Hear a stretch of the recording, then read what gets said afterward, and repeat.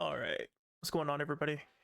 I think this is the final LTT 2026 Linux Challenge video. I believe in this one I kind of skimmed through the timeline down here, and it looks like they talk about like positives, negatives, things that they had, issues with. Um, if they're going to stay on it, things like that. But I have not watched it yet, so let's do a quick reaction. Of course, the link to the original video will be down in the description as always. Yeah, let's get into it. See what they have to say. Month. Elijah, Luke, and I have been daily driving some flavor of Linux. We showed you what we chose to install. We talked through some of the roadblocks that we hit. We even attempted challenges with varying degrees of success. But now it's time for... So real quick, before they really get into it, for the most part, or at least from what they showed in the videos, I feel like they all had a relatively decent time with it. I don't feel like they ran into too crazy roadblocks unless there was the one thing that I skipped over, but I don't think that would be too big of an issue, but because of the network storage. But overall, I feel like, maybe with a little tinkering here and there, they were able to have a good experience. But other than that, I don't really know to what extent they had negative stuff happen. It seemed like most everything, or at least most of the interaction they showed, was positive. Let's see. Final verdicts. Who will stay on Linux and who will go crawling back to Microsoft like a baby? Okay, so just another prequel saying, I guess you could say. Of the three, the only one I really see staying on it in some form long term would be Luke here. He mentioned beforehand that he was already kind of dabbling in it. With what he was dealing with, maybe Linus could mess with it. I'm pretty sure Elijah is going to go back though, but I would say if I had to put money on it, I'd say Luke stays, the other two probably hop off to something else, or maybe they do like one of their devices or something like that, but their main stuff, I imagine they're going to swap back to Windows. A joke, of course. These are just our personal experiences, and your year of the Linux desktop might come sooner or later than ours. There's no shame in either. But one thing that we can say for certain is that the year is closer today than it was the last time these two did the challenge. So true. It feels like Linux has been moving forward at the same speed that Windows has been moving backward, which is, both are pretty impressive. All three of us, spoiler alert, seriously considered staying on Linux rather than returning to that sinking ship. I want to start by thanking everyone out there for your interest in this series, along with a special shout out for the folks who played along at home. Seeing the community rally around Linux shows me that at least some people really do care about important things like freedom, privacy, and owning their own stuff. We did a whole video discussing how the legitimate threat that Linux now presents is finally forcing Microsoft to wake up and do something, take action. And this is just proof once again that competition is good for absolutely everyone and everything. So with that in mind then, let's kick off with the highlights from the... Yeah, competition is important for sure. The year of the Linux desktop meme is a meme for a reason. I don't necessarily think that Microsoft is ever going to be in true competition with Linux from a business standpoint. There are so many enterprise entities out there that use everything Windows, everything Microsoft. They have all the enterprise connectivity with everything with 365 and SharePoint and all that kinds of stuff. So for the general user stuff too, I don't believe they'll ever come close in that aspect. But servers, maybe you get like more of a decent percentage as far as like market share when it comes to like user desktops or something. I think right now they said it's up to like 4% or 5% is on Linux right now. I think if you maybe could get some more, you get like maybe 10%, but that's a lot of people. Like that's a lot of users to switch over. So we'll see. Let's see what their highlights are.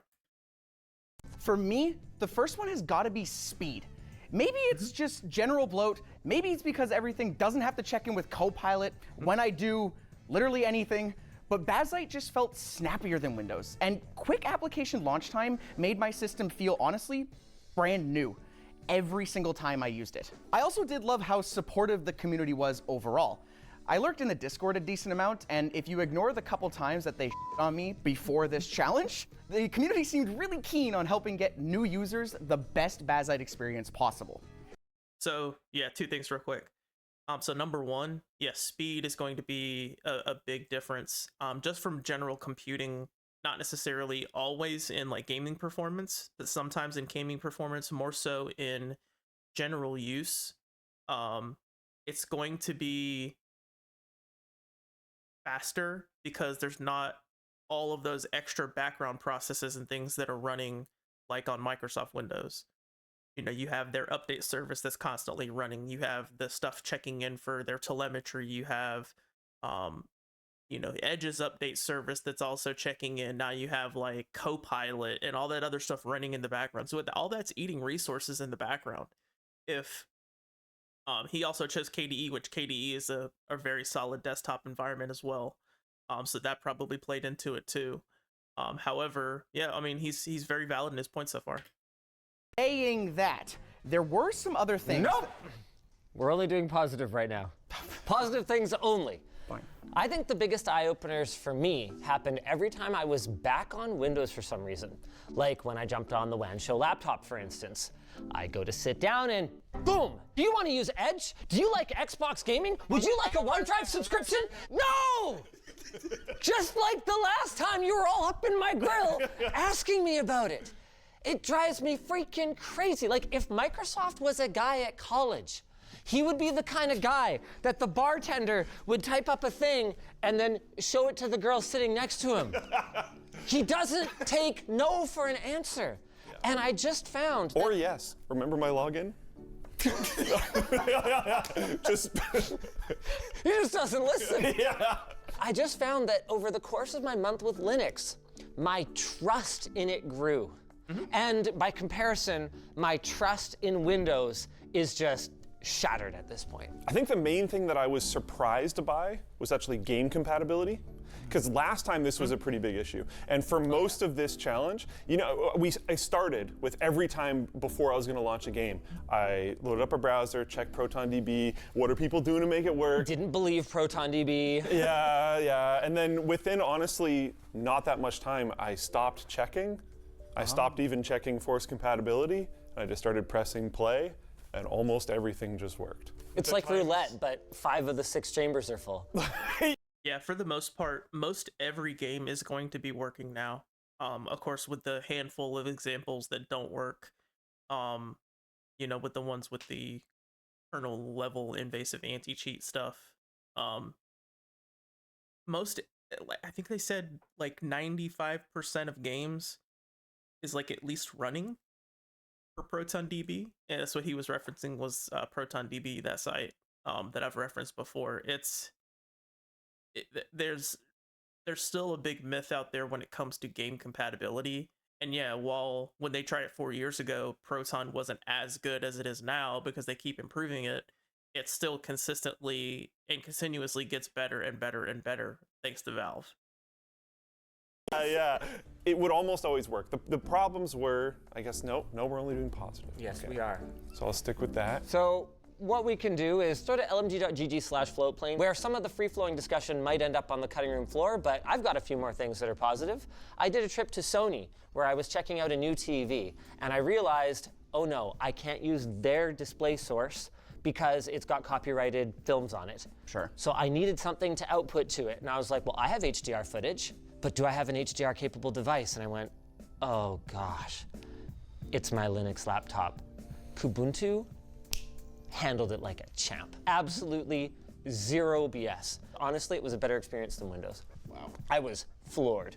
For me, with Bazite, I actually found a lot of positives came from external launchers, which was honestly really surprising because obviously Proton is very tied with Steam, Sure, at yeah. least online in terms of the narrative behind it. But There was times where I was able to get the Xbox launcher working, and I even managed to boot brand new Forza Horizon 6 on it.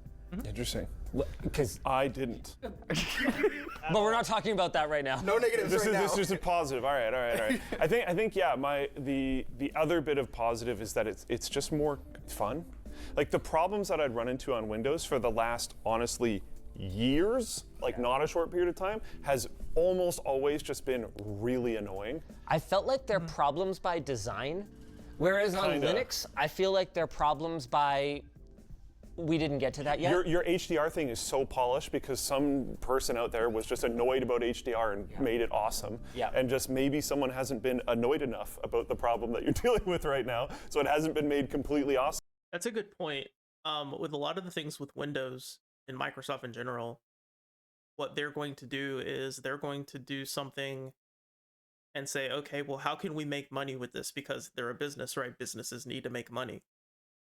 For Linux, for open source software, like Luke was saying here, somebody says, hey, this sucks, or I can't do this, or whatever. So I'm just going to try to make something that'll fix this problem or fix that problem. So, obviously open source wins in that aspect. Microsoft is going to keep pushing their ads and stuff like that because they get money from said companies for them showing the ads and for the people that sign up with that service. So, they're not going to stop. It's only going to get worse, in my opinion. But you can probably fix it yourself. Yeah. Shifting gears a little bit, as someone who has set up a lot of computers, the whole going through and getting the driver's rigmarole bothers me more than it probably should.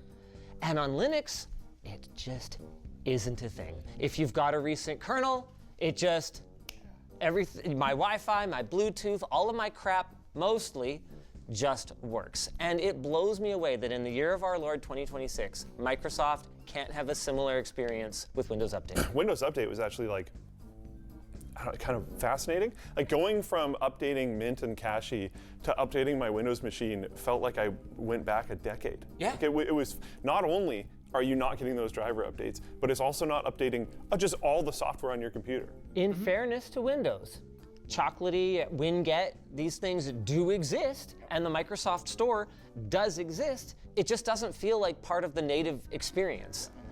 And the parts that do, like the Windows Store, feel crammed down my throat and like they come with downsides. And like you're best off to try to avoid it. And I mean, speaking of that, I actually enjoyed using the built-in Bazite store because it worked very well. There was no other ads shoved in my face. 9 times out of 10, I could probably find what I wanted. You don't need to log in with your 2FA and then randomly you have to log in again in the Minecraft launcher app that you downloaded from the Windows Store with the same credentials. Why? Yeah, it was Just inherit it. It was awesome to actually use a store that I kind of liked. Yeah, they're talking about the Microsoft Store is god awful. The UX in it is terrible. I remember when my daughter was still on Windows and I was trying to help her with something on there. It was so unfathomable to try to figure out how to even go in and update the apps in there because you had to go to 2 or 3 different sub menus or something. It was just so bad. But yeah, the I think he's talking about Bazaar. I think Bazite uses Bazaar as their store, or maybe Discover for KDE. I can't remember, but yeah, I mean they're just gonna say, hey, here's the apps. You search for an app. Here's your apps. Okay, which one do you want to install? If you're using the store like that, it's it's a much more seamless experience than Microsoft because they're you're so divided between all of this other stuff and getting the programs from different websites or I mean I guess you could use something like Chocolatey or WinGet or I think Homebrew might even work on Windows too. I can't remember. And there's other ones out there too that are that run, but at the same time it's just a much more seamless experience on Linux in that case. Honestly, just the experience of getting software in general on Linux feels pretty good. Like updating with Pac-Man, and you have the little animation of it eating little bits as it goes along. It just feels good. And then going to update Windows after only a week, not only took forever, but it's not entirely clear what's even going on. Things will sit at 99% for 10 minutes. And it's so rewarding when you go to update. I have this experience with Cache all the time where it'll be this big system update. and it finishes, and it's like net size change minus whatever. Like, it just got smaller. Like, what? Are you kidding me? And even when things don't work, okay, this might be a bit of a controversial take, but I was blown away by how quickly I could solve things with an LLM. Oh, yeah. Compared to like trawling endless, ancient forum posts, because that's the thing about Linux, double-edged sword is it's moving really fast, which is great for it like getting better all the time, but not great for the archive of information that's out there on the internet. With something can be from 6 months ago and be completely irrelevant today. I also found that Yeah, real quick on AI, LLMs, whatever you want to call them. They're great tools. You still have to know context and what's going on the machine in order for it to be a positive experience. I think it was in one of the previous ones, either Linus or Luke was looking something up on there, and it was like telling them to run a specific command, but the command was for a completely different type of system. So it wasn't, the command wasn't working, but it wasn't giving him any other stuff. But if he typed in a different prompt, I guess you call them, and it spit out the correct one. So it's very dependent on what you put into it, but it's a good tool if you use it as a tool and not like the end all be all. I did a bunch of LLM usage with trying to learn how to use Linux, but I tried to use it as an educational tool instead of like an autocomplete. Yep. But FS tab, I was messing around in there, but instead of just like, I would ask it like, what should I put here? And it would tell me, but then I'd be like, okay, well, there's like 2 random numbers at the end. What are those? What does that mean? I'm like, what is this? It says no fail. What is it not failing? Why would I want it to fail? I mean, speaking of fail, it's funny you brought up LLM because of how much people made fun of you in part 1 for using it to decide your distro. I was so scared of that kind of reception that I cautiously was like, I'm not using an LLM to solve my issues.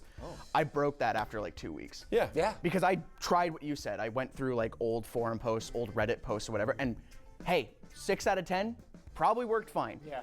But those 4 out of 10 that didn't drove me nuts. So. I also ran into the LLM just like gaslighting the heck out of me. Oh, of course, Like, of course. It happens, but you have to be aware of that as well. Now, we do have to move on. Yeah, so they're going to talk about the negatives now. Yeah, so I mean, overall, their positives, they seemed, pretty good on them. They had a lot of different positives for sure. LLMs are good. They're a tool, but like I said, it's take them with a grain of salt. Don't take them as the holy covenant, I guess you could say. Let's get into their negatives and see what all they have to say. Criticizing Linux feels a little bit like walking outside on a crisp autumn day to discover that some kind neighbor has raked all the leaves in your yard. Then tracking down that neighbor and explaining to them that you would have done it differently. However, we do have some ongoing sources of friction with Linux, even a month into our switch. Why don't we start with Luke? Yeah. Okay, so real quick, based on what he's saying. That is both the pro and con with Linux, is that there's probably infinite different ways to do a certain thing. And I prefer doing thing one way. You might prefer doing thing a different way. Somebody else might prefer it, a different way, et cetera, et cetera. I mean, just look at browsers. Like, I use Zen. A buddy of mine uses Firefox. Another buddy of mine likes Chrome. I mean, that's just a browser, not an entire operating system. And how we're getting all of our packages and how we're doing all of this. So, like, there's a ton of different ways to do something. I've had some issues with my, pressing my middle mouse button. Yeah. Which you might not think you use that often. I like scrolling that way on really long web pages. I'm a middle mouse diehard. Yeah. I love it. I don't know how many people are, but I am as well. And that just wasn't working anywhere. I figured out that that's a settings toggle that you can do in browsers. So I was able to solve that. But like in Baldur's Gate, the way that you turn the screen is you press in your scroll wheel and then rotate the screen. Well, one of the ways you turn the screen. But I just rebound the middle mouse version to a single key because it just wasn't working at all. And I ended up looking into this, and it is a thing with Linux where drag select copies whatever you select, and then pressing in the middle mouse wheel pastes it. And it's just like, okay, but I don't want that. Then I tried to look up some resources online and then just figured out that, okay, I can just change the settings in the browsers. That's 95% of what I need to change here. Yeah. Another annoying thing that I had is I didn't get Forza 6 working. There's kind of an issue here that I don't run into when I'm troubleshooting things on Windows, which is I couldn't tell if this error was because I was running Linux, or if this error was just an error with the game. That's a really good point. Whenever you're doing something unsupported, and let's face it, Proton, even though it's super cool and magical, is effectively, from the game developer standpoint, an unsupported use case. Yeah. You have no way of knowing, is this just me? Is this my weird flavor of Linux? Is this the game? Is it my hardware? I mean, speaking of things that don't just work sometimes, for me, it was search. And search on Bazite was surprisingly terrible. This is not the direction I was expecting this conversation to go. To be very clear, Windows search, absolute ass as well. In fact, probably worse than Bazite.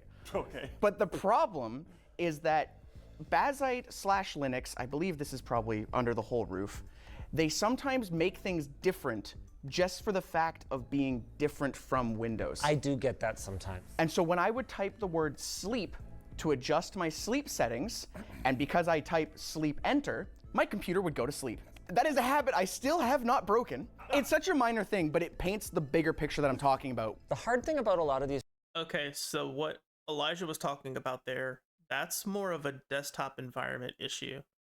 Not really issue, but just work, I guess you could say. On KDE, you can do that. Like if he was using GNOME or Cosmic like what Linus was using, or even if he just went in and changed the setting, because I'm guarantee you it's a setting in KDE. KDE has a crap ton of settings.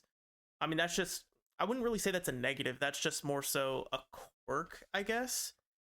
But like what Luke was saying with the games, that is a great point, that he didn't know if it was something that the game was having an issue or if it was because of like an actual Linux problem. So that is a very valid complaint for sure. I would say in that case, which I know Luke probably already did, use your different resources, use the community, see if there's other people that are having that issue. Or the other way in, it's kind of a bad thing overall, but when it comes to like newly released games like that, a lot of them, especially now from certain companies, I'll wait a few days to a week to a month to see if the game will work properly on Linux or not. Most single player games like that one, I know Forza Horizon, that one's I think they technically classify it as a massively multiplayer online racing game, right? So they probably have some type of Microsoft-y anti-cheat in there somewhere that might be causing some issues, or it could just be the game in general. But like he's saying, there's no way for him to know. is they could be like habit-based or based on just sort of the logic of operating systems that you're used to, like your middle mouse expected behavior. Yeah. And I don't know how to solve that, right? Because on the one hand, you don't want all Linux distros to just be Windows clones. Yeah. Like, that's the whole point. That's what we're trying to get away from, but what was that clones? I look at the tearing on that right there. God, that's so bad. On that screenshot. So this looks like Zorin, I'm gonna guess. It's either Zorin or some type of GNOME with some extensions to make it look like Windows. But yeah, that's what essentially it is. I know there is one, so it might actually be this one. There is a distro that is made by a former Microsoft developer that, like, his whole thing was he was trying to make it look exactly like Windows. I can't remember the name of it. Like, it's not Android. Anduin? It might be Anduin. That probably is what that is that they're looking at there, if I had to guess. Because that looks eerily like Windows, so that might even be that. And he made, like, the whole theme and everything to go with it to look similar to Windows. That's the whole point. That's what we're trying to get away from. But on the other hand, if they're too different, it's hard for you to confidently look at someone in your life who uses Windows or Mac OS and go, yes, I recommend this Linux, fully acknowledging that I'm going to be the tech support for it when you run into problems with it. Which I guess is part of why so many different distros do need to exist. even if that itself may continue to be a pain point for Linux and for me in particular. Enter any Linux distribution conversation, and you will find at least half a dozen people who are confidently declaring that their one distro to rule them all would have solved all of your problems, and it'll be half a dozen different distros.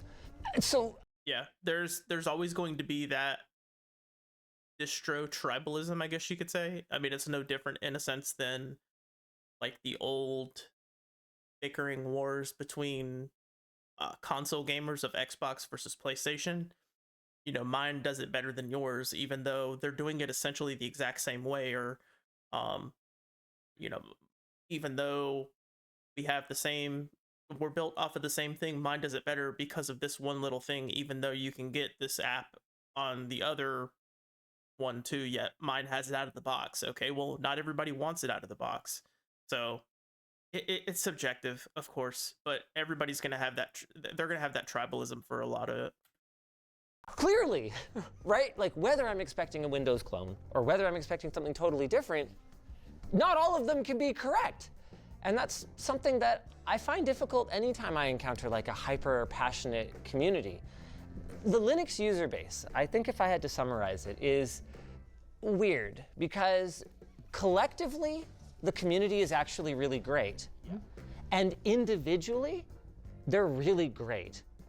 Usually. But it's like the little cliques, the little tribes that form, and then things get kind of toxic.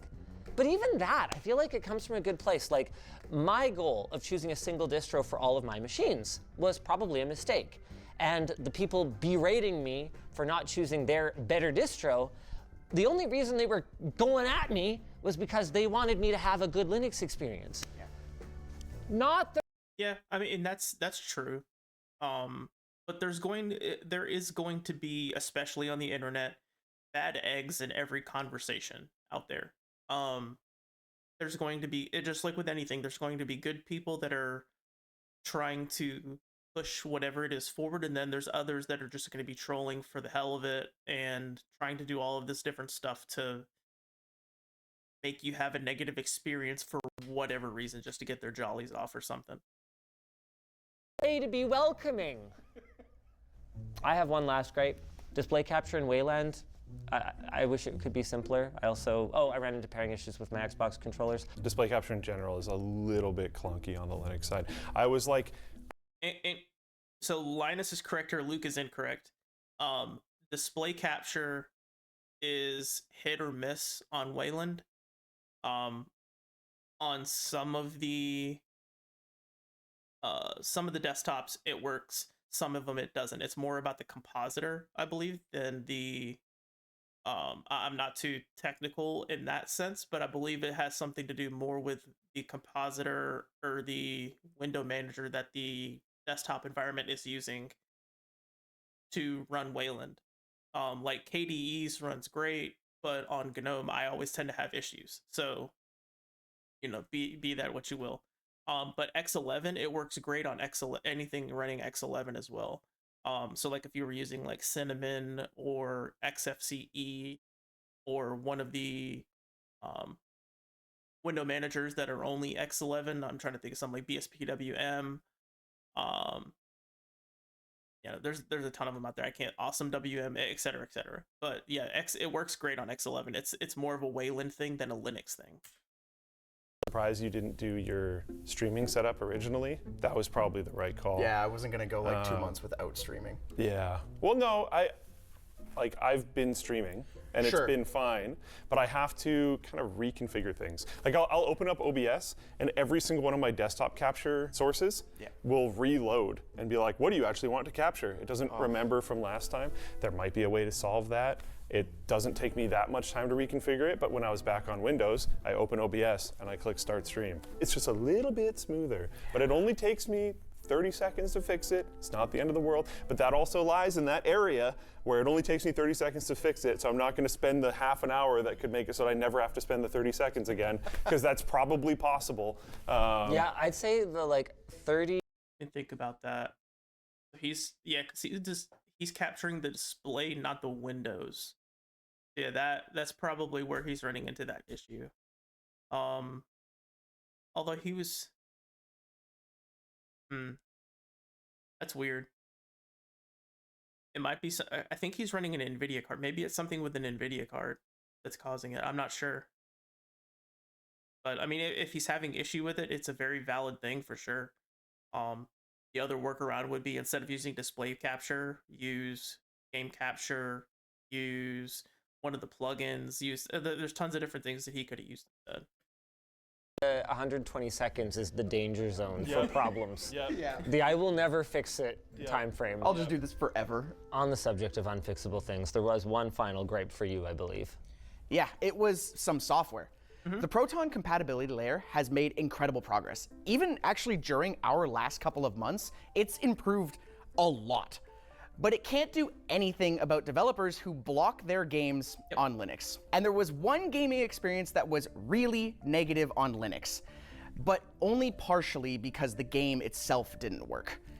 You see, I was really excited to play Marathon. Wait, shush. I was excited, okay? I don't care what you think. Deal with it. I don't even care. I know they're making light of it, but if he's really looking forward and wanting to play that game, yeah, or if you're somebody that like 99% of their gaming is on one of those games that does not work on Linux, like one of the Riot games, one of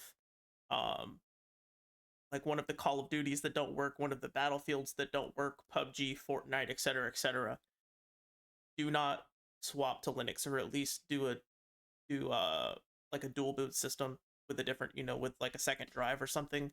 Don't fully swap, because those games will not and cannot work on Linux. If you find some random ass workaround to get them to work, they probably have something in their anti-cheat to ban you from it. I'm not 100%, but I've seen a lot of stuff similar in the past.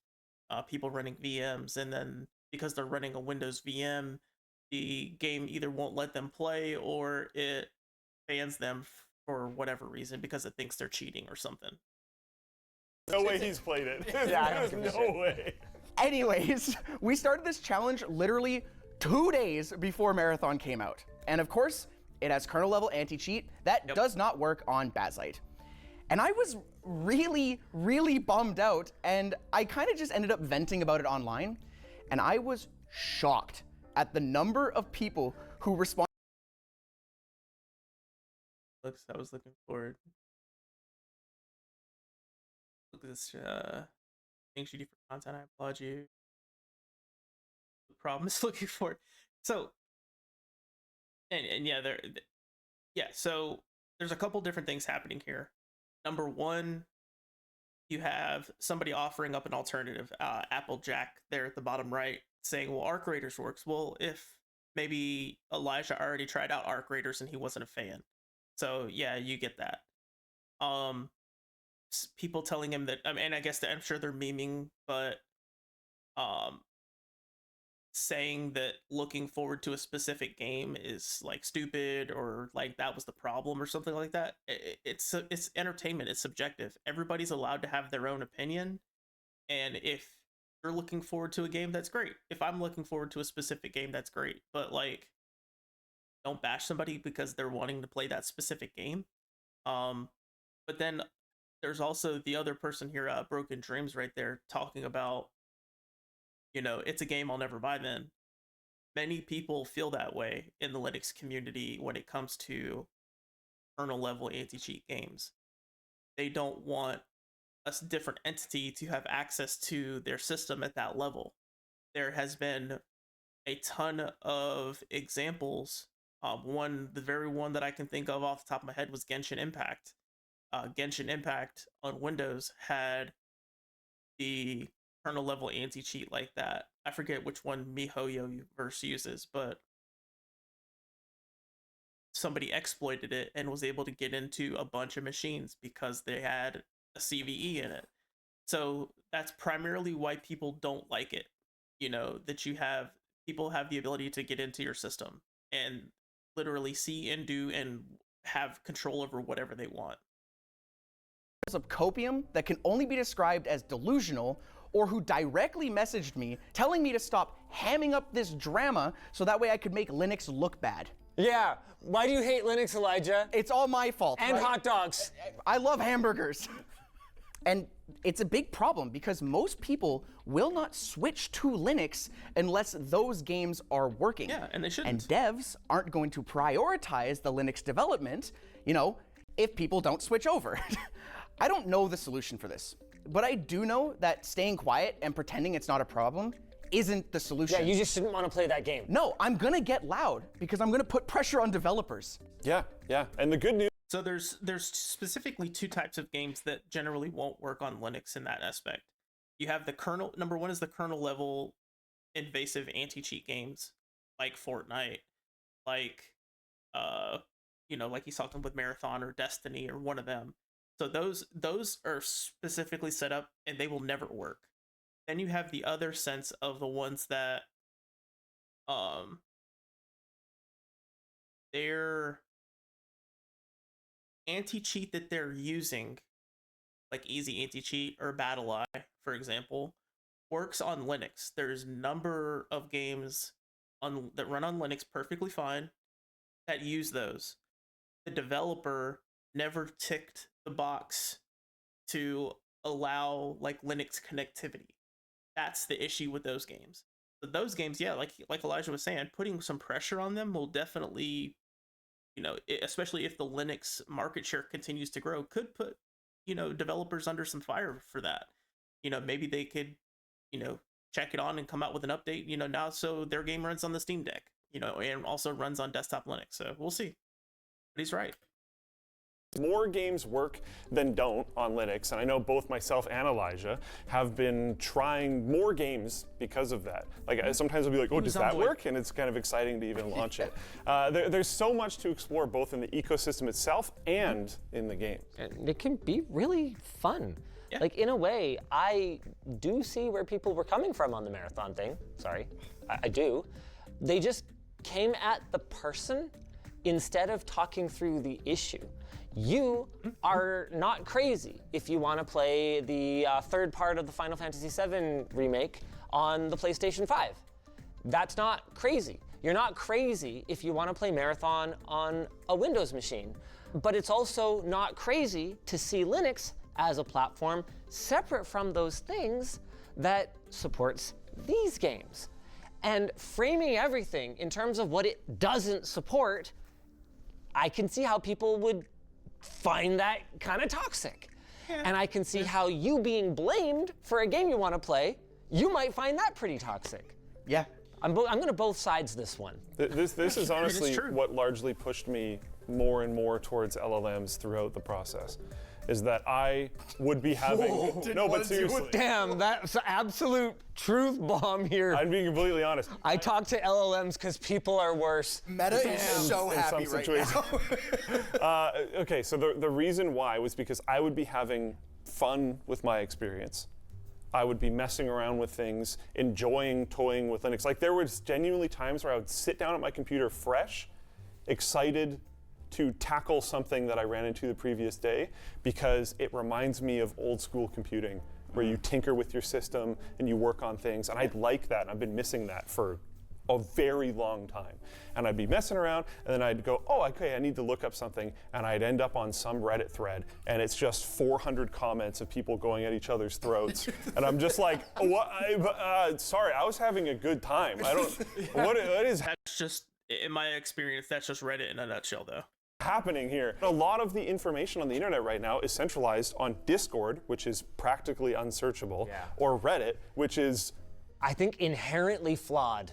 A rough place to go. So like if I couldn't find something in a select kind of few different places, Level 1 text forum is a fantastic option there. If I could find something there, I would read it, I would go through there, that was a good experience. But if I searched something and it was like 7 Reddit threads in a row is all that came up, I would just be like, okay. And I would go over to an LLM and just try to figure it out. One of the things I really miss from Windows is Windows Hello. Just easy, quick to set up biometric authentication. And this guy right here, shout out this guy, is a classic example of the kind of toxic, So, they're both right. they're both right. Both this guy that Linus is pointing out and Linus, they're both correct. The one guy is saying, well, just use a PIN or a password. It's one of the reasons you're using Linux, to get away from these intrusive things. And that's true. Like, that is true. However, on the flip side of that, Linus is saying, I want to use that. Like, if that's there, which I think it's actually on some distros now. I think Linux Mint has it, or a similar thing. Instead of always having to use sudo, you can use like your biometric data and stuff like that. Like, for those that want that, it should be a thing. Now, it doesn't need to be sending that, biometric data off to whoever. It should just be stored locally, encrypted or whatever, etc. But at the same time, they're both correct. But saying one thing over the other is bad. That's subjective, of course, but that is going to end people's personal Linux challenges. I do want facial login because I like the convenience. Yeah, exactly. This is not your choice. This is my choice. Mm-hmm. I found that attitude as well sometimes with people telling me I don't want to do certain things or I should have these as solutions instead. For example, when I complained about not playing PUBG in part 1, do you know how many people commented saying, hey, use GeForce Now? And I'm like, dude, I'm trying to get away from Microsoft, whether it's because of the ad-infested hellhole that it's become, or subscription-based services, and you turn around and tell me to use a subscription-based service. Like, excuse me? Hey, I meant to check in with you. Yeah. My non-native Teams app actually worked really well for me the whole month until the very end when I ended up in a login authentication loop that I couldn't get out of. And that happened to be when I was reformatting to Windows anyway. But I was wondering, how did yours end up working? Mine ended up improving pretty significantly over the course of the challenge. Got it. We had opposite arcs. Nice. Solid. Most of my issues with it, I think, really are just Teams. All right. This brings us to the big moment. Yeah, Teams. I use the one that they're talking about, the Flatpak for Teams on Linux. It runs fine. I mean, it does what it needs to do. I'm not a big fan of Teams in the first place, but I have to use it for work. So yeah, if you have to use it, you have to use it. You could always use it in the browser if you really wanted to, instead of having it on your system. I know it's an option, but to each their own. One at a time, starting with Eli. Who is staying on Linux? I am, but not on Bazite. I'm actually going to be swapping over to CachyOS. Hey! Immutable operating system ended up coming back to bite me in the butt a I little thought more that might be a In problem. the later half. Saying that, I am going to be dual booting. Yeah. I'm going to be trying to make Cachy my primary, but as someone who wants to stream the latest and greatest games, I can't have it be an issue and a block to not be able to play Marathon. Windows is Yeah, that's a great point. And I'm honestly shocked he's staying. I figured he would go back to Windows. But yeah, having a dual boot for those, if there's specific games that you want to play that will only run on Windows, yeah, keep a dual boot, like he's saying. It's pretty simple, but people like to make it difficult because of whatever reason. dedicated basically just Steam launcher, so that way I can play some games that don't work on Linux. Well, you do some video editing as well, right? I do. That would be another thing. Yeah, I had issues with video editing in part 1 and part 2. I just ended up paying video editors. So wait, you weren't willing to subscribe to GeForce Now, but you would hire a person as a workaround. Yeah. Hey, I gave someone a job. One last remaining question. You said you're having fun. Is that the primary reason you're switching? Is because it's been more fun? No, the primary reason I am staying mainly on Linux is because Microsoft. When I have been actually only on Windows for the last 2 months because I didn't want to kind of give away that this is what I was going to do. My time on Windows has been really frustrating. Dude. There's been a lot of moments, like Linus pointed out, where I'd turn the computer on and it would bring me through 3 or 4 prompts, and I'm just like, all full of dark patterns, like. I don't care about being edged for Microsoft Edge. Like, stop it. Like, let me just play my video games, please. Yeah, I'm staying, and I'm staying on both systems. So I switched my laptop over for this challenge to Mint. That has honestly been like the biggest W. there has been zero loss. I have had zero drawback to Windows. I think it is only better. But a lot of that comes down to the use case is so simple. Exactly. I'm just sitting in a browser. Every once in a while, I need to sign a PDF. Every once in a while, I need to open a document. Both those things I can easily do. Other than that, I'm sitting in a browser. Every once in a while, I'll be like on a plane and I want to play Slay the Spire. No problem. It can do all that kind of stuff. I've literally never ran into an issue. But anytime I'm using another laptop on Windows, I'm like, oh, I just wish I was using my machine. So that's like a clear W, and I don't honestly think right now that I'm like ever going back. Yeah, he was the one that I thought would stay. Linux Mint's great. I know he was using Cache on his desktop for the gaming and stuff. Both are great options. I use Mint on here over on my streaming PC. It's a great option. It does the job. It's a bit behind on the Wayland integration, but that's a completely different issue. And it's a LTS more stabilized distro, like he's saying. It just works. There's no issues with it, but at the same time, the potential issues would be newer hardware, or like if you're wanting like tippy top gaming performance and things like that. Like an LTS distro is not going to be the greatest for that. On the desktop, it's a bit of a mixed bag, more similar to yours. So I have divided my machine kind of in half at this point. Yeah. So I think actually we're going to do a video on his kind of unique dual boot setup, so make sure you get subscribed. I was given a 1 terabyte for this challenge, which is actually running the distro. You know, you're supposed to give that back. Yeah. That's staying in there forever. To be fair, I was going to do the same thing. Yeah, thanks, Linus. This is the payment for us having to do this for the last month. As for me, I was very surprised to discover that I could. Linux is ready.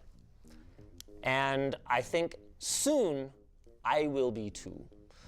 I ran into so many moments throughout the last over a month. I mean, I didn't even bother removing my Linux installs after 30 days. I was pleasantly surprised so many times by how well something worked. But the compatibility barrier is still a tough one. If you're willing to be a Linux gamer, it's easier than it's ever been. There is so much to play that works either perfectly or well enough on Linux that if you start with, here's the platform that I have, I want something to do, it's easy. It's a very console-like experience, and I actually mean that in a really positive way. Mm-hmm. However, I don't buy many consoles, and I do almost none of my gaming on the ones that I do.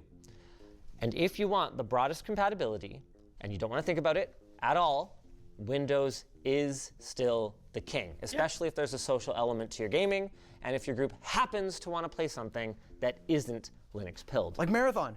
Another aspect of this, and the reason that I actually did just switch my system, is because as a reviewer, the vast majority of the stuff that I need to do is Windows native. And so if I have a new Logitech SuperStrike X2 mouse or something, and I'm supposed to be using it and evaluating it, and what? I'm just going to give only the Linux perspective and hope that the third-party app that maybe will interface with this brand new hardware is good. No, come on. Be real. I need to be on Windows. I need to install the native app so that I can evaluate this hardware, and that happens a lot. Yeah, that's another good point from Linus there with him reviewing that.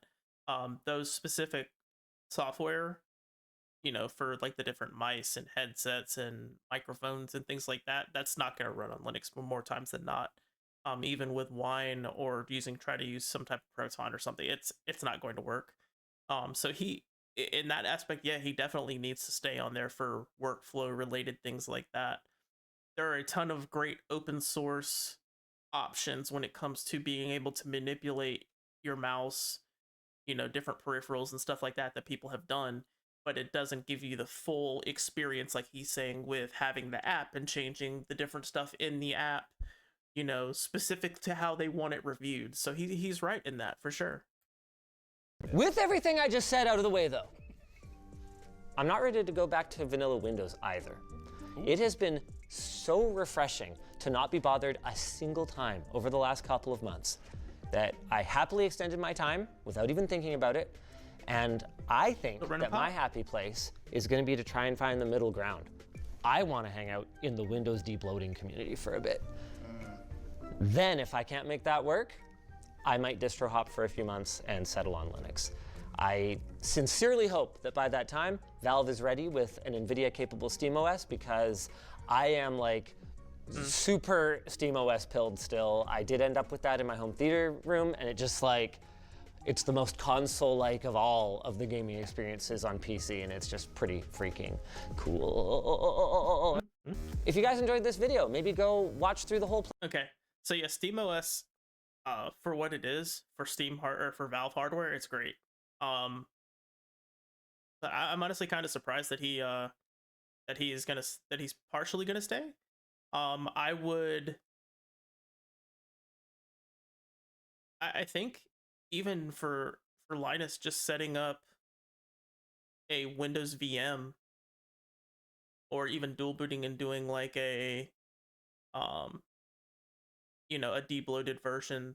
There's a lot of great ones out there. Chris Titus does a fantastic debloater app. There's a few different scripts. There's actually a project that people do called, I think it's called Atlas, if I remember right, that you use on top of your Windows install that rips out all of the stuff in there. So there's options out there for him for sure. He might be able to do what he wants just in a VM. I think that would be able to work, but I'm not too sure. But either way, yeah, it was good. I was honestly really shocked that Elijah said he was going to stay, and honestly kind of shocked that Linus said he might stay in a way as well. So yeah, good for them. I'm glad they had positive experiences overall. Yeah, let me know down below. Are you shocked as well that they're staying? Obviously I figured Luke would, but the other two I was really shocked. Anyways, see you in the next one.